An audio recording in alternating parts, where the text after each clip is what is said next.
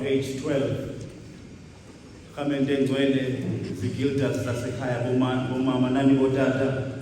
Isibalo esingcwele siyasiyala kwindawo ngendawo ukuba masivume sixele izono zethu ezininzi nokukhohlakala kwethu.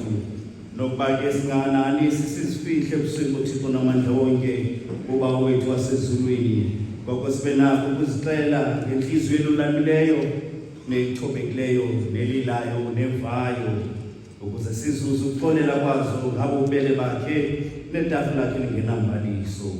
Ngakho ngiyanithandaza diniyana nonke nina nikhoyo apha ukuba manipheleke ngenhliziyo engcwengileyo nelizwi elulamileyo siye esihlalweni sofefe lasezulwini lisithi